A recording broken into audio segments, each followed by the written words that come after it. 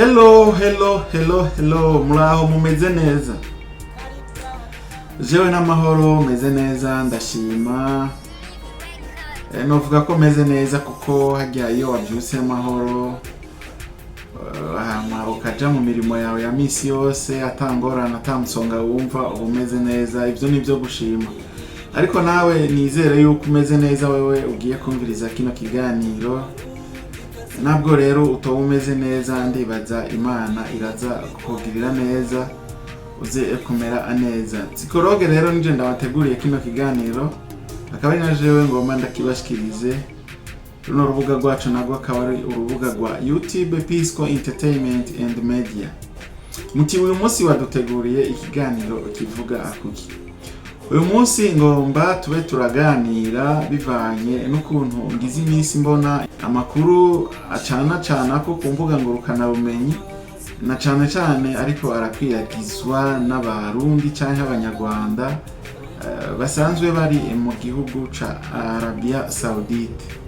Rero uyu munsi ngomba tuganire, bibaye ngombwa duhane n'impanuro kugira ngo turabe ukuntu twakwigenza mu gihe twoba turi mu bihugu by'abandi, mu gihe twoba twaravuye mu gihugu c'u Burundi, mu gihe twoba twaravuye iwacu tuvuga duti tugiye kurondera ubuzima, turabe ukuntu twakwigenza n'ukuntu twohana impanuro.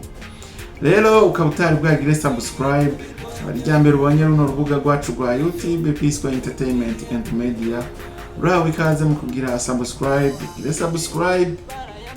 ugire na like, uraza no kudusigira comment, uduhe impanuro ari cuterera kumbure ugiterere, uranagira na partage kugira ngo kino kiganiro cacu gishike kure hashoboka. Turifuza yuko no muryango wacu wo kwaguka. Reka rero tumira amate gatoya turaje cyo tubabwira mu idonido tuganire ukuntu dukwiye kwigenza mu gihe twoba twagiye kurondera ubuzima tutaba turi mu bihugu by'iwacu.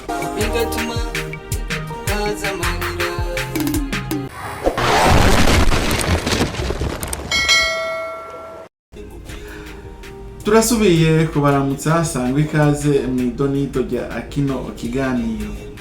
Nkuko nari impejeje kubivuga, ngize iminsi mbona amakuru acana ko na cane ku rubuga rwa Facebook, amakuru avuga ku mukobwa umwe w'umurundikazi mu barundikazi benshi bari mu gihugu ca Arabia Saudite.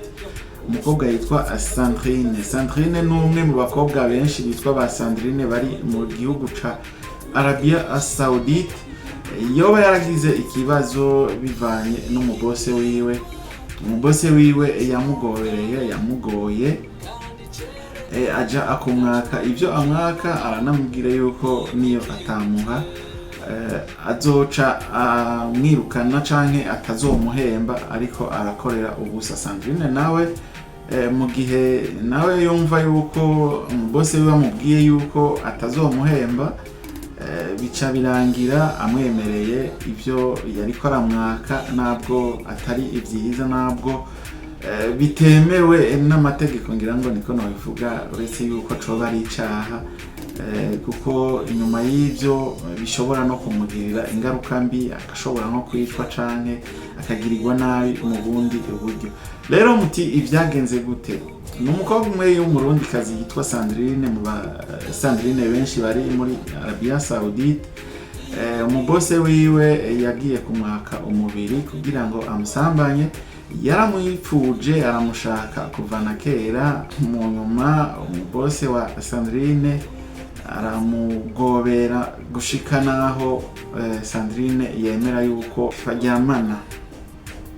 Gatoya Sandrine aho, kubera ngo atari yibuka n'amatariki yiwe, murabizi by'abantu bakuze, yaciye abwira umugenzi wiwe yitwa Vumilia aragerageza amubwira ukuntu vyagenze, ukuntu umubose wa Sandrine yamusanze aho yariko aragororera impuzu, muganirira byose ukuntu byagenze. Vumilia nawe amubaza, Sandrine nawe amubwira kira kitu ukuntu byagenze, kugeza yaho yahevye araryamana n'umubose wiwe. gatoya aho Vumilia nawe aho kuvumilia nk'uko izina ryiwe ryitwa, ahubwo yaciye baravuga yuko yaciye amumenera ibanga, kuko Vumilia ibyo bayaze byose murazi iby'abantu bakuze canke iby'abantu b'abagenzi aca abishira ahabona, abitambaza ku isi yose, ku buryo yaho uwo ari we wese na jewe ndimo twaciye tumenya ayo makuru ya Sandrine, ukuntu byamugendeye, ukuntu umubose wiwe yamusambanije, yamuhohoteye.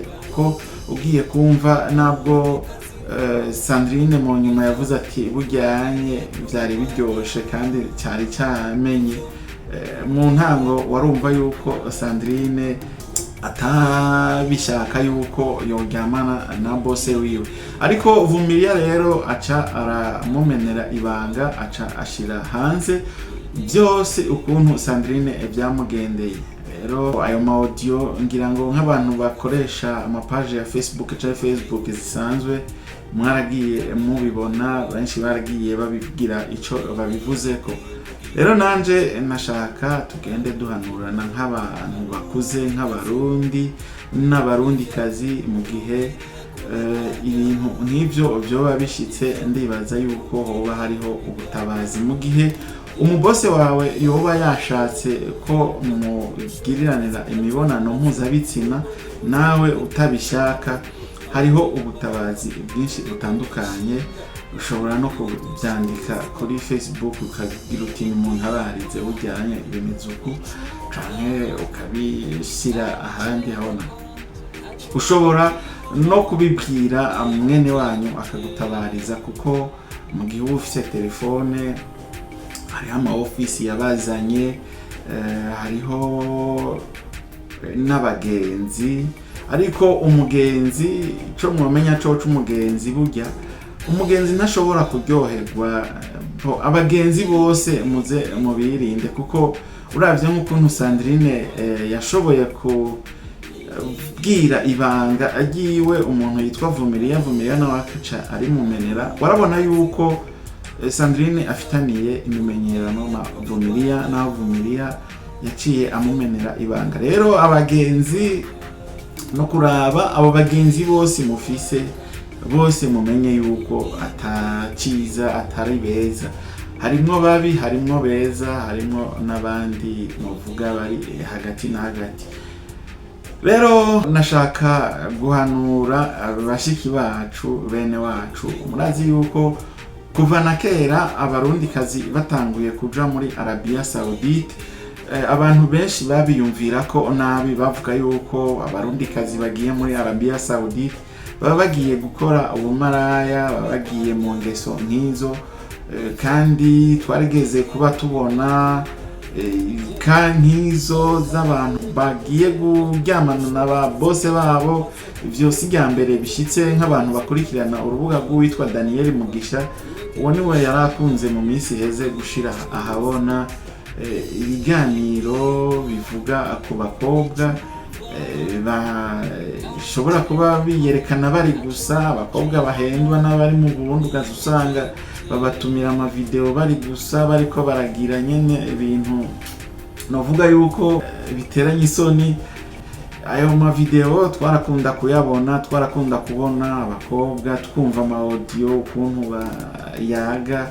Sinzi yo urwo rubuga rwa Daniel Mugisha rwabikura, kumviriza n'abandi nyene ba Chimamanda bariko baravuga ku bakobwa bari za Oman, za Arabia Saudite, ukuntu babyifatamwo.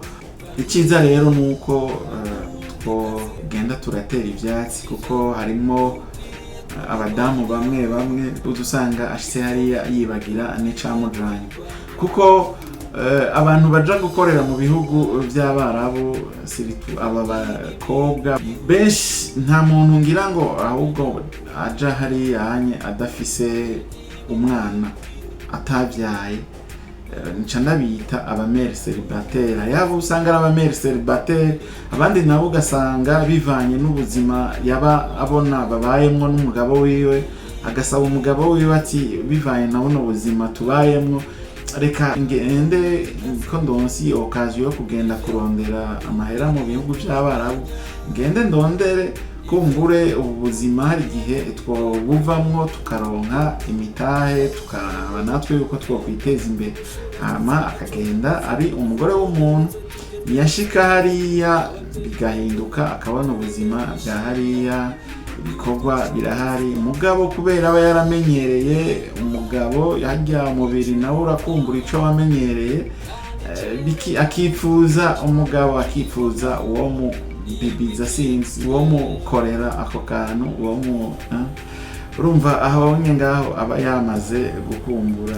Abandi nabo bagenda hariya usanga ari nk'abantu b'abakobwa bahebwe n'abagabo babo abahukanye, akabona ubuzima buramugoye, agaca abona yuko yorondera inzira yomusafirisha ikamushikana hariya kugira ngo arondere ubuzima.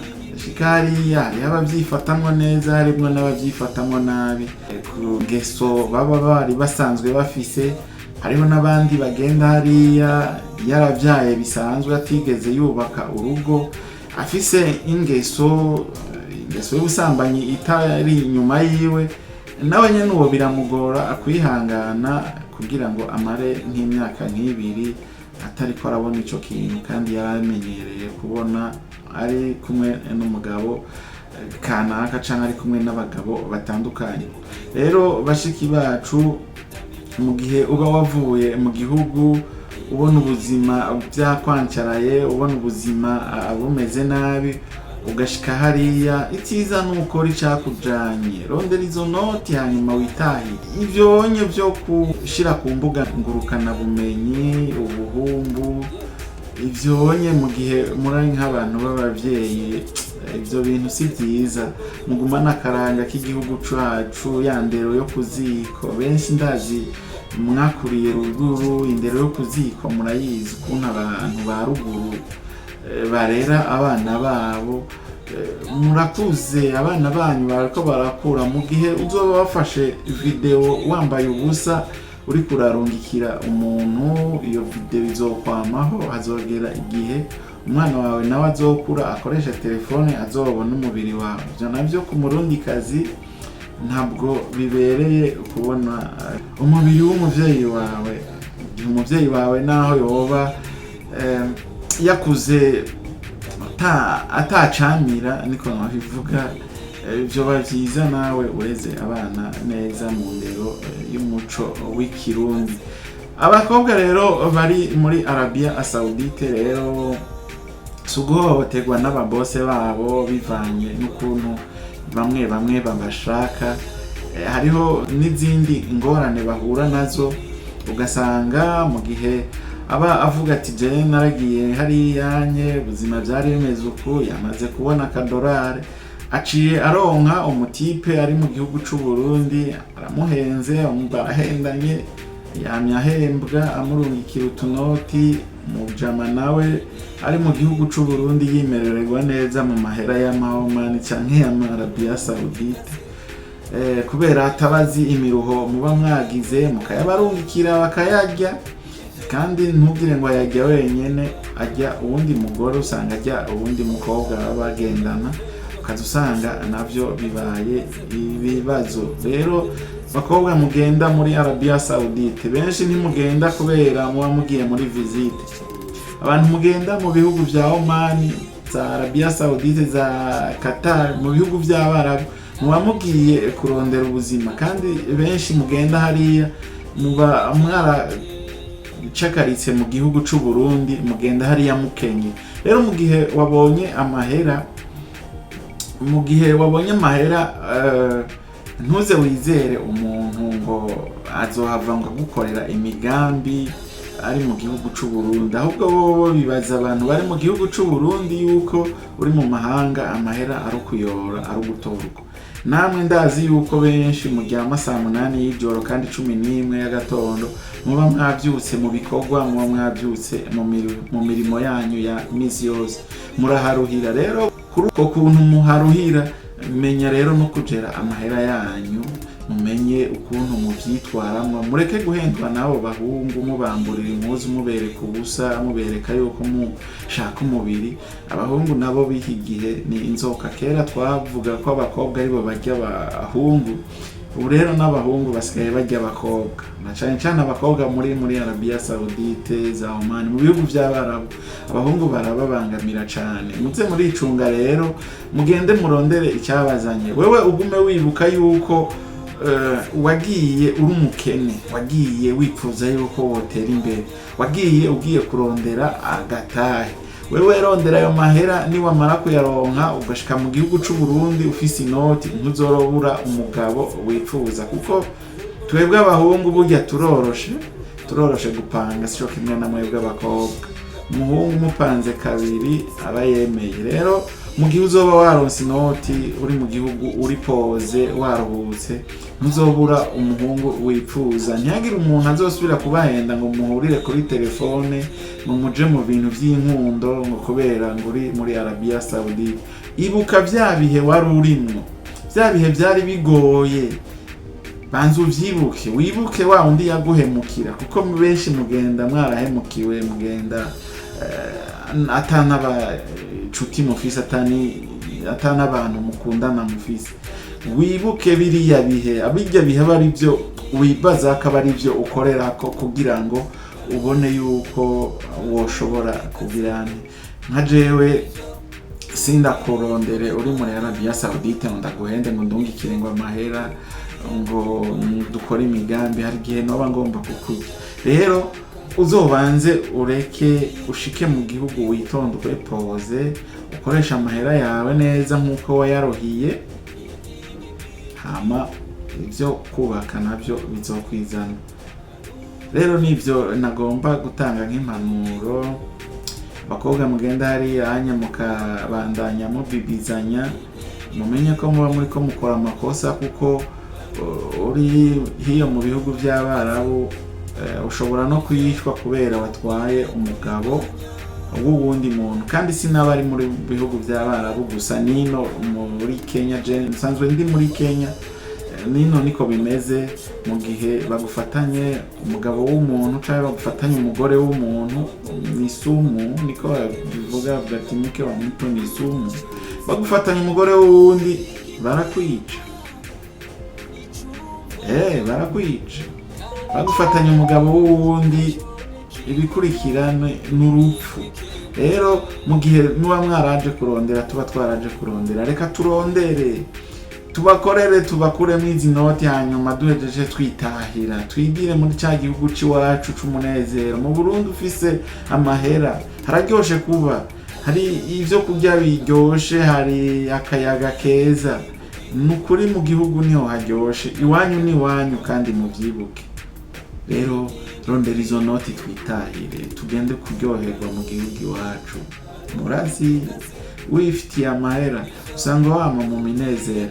Rero byari ivyo nashaka ko tuba turaganira ko no kwiyubara mu gihe uvuye mu gihugu c'u Burundi. Nta hantu heza hameze nk'iwanyu, wiyubare, ugende. Nimba wagiye kurondera ubuzima, wagiye kurondera inoti, rondera izo noti, hanyuma ibisigaye ni mu gihugu iwacu. Iyo minezero wifunze imyaka 2, uwo munezero après 2 ans ntuzowubura, bivanye n'ukuntu uzoba uri kuri jera. Rero mwabavyeyi muri mu bihugu by'Abarabu, ntimuze murigaragaza mwambaye ubusa, ntimuze murigaragaza ngo mwaryamanye n'ababose banyu. Ngaho nta mateka hari, nta mateka arimo.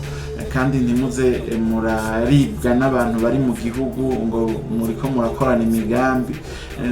Banze wibuke imiruho ugira kugira ngo uronke ayo mahera, banze wibuke na bya bihe ugomba ugende mu bihugu by'Abarabu, ukuntu wari ubayeho mu buzima bwawe bwa misi yose.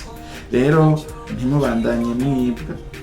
Psikologe rero ndabasezeye, ukaba utari bwagire subscribe, ukaba ari irya mbere ubonye runo rubuga, ugire subscribe, ugire na like, duhe na comment, dushaka intererano, tubyandike ngaho muri comment, ugire na partage kugira ngo kino kiganiro gishikire abantu benshi bashoboka. Yari just impanuro nko guhanurana nk'abavukanyi, tugendere wa muco w'ikirundi, umuco w'abasogokuru, umuco wo kwigenga ubuntu, kuko ibi bihugu ntidusangiye imico, rero ntitwigenze nk'aba bo muri bino bindi bihugu, tugumane wa muco w'ikirundi, wa muco w'akaranga katuranga. Nivyo murakoze, Imana ibahezagire. Ndashimiye wewe wamvirije kino kiganiro kuva mu ntango gushika hano kigeze. Imana iguhezagire naho utaha mu kindi kiganiro. Thank you.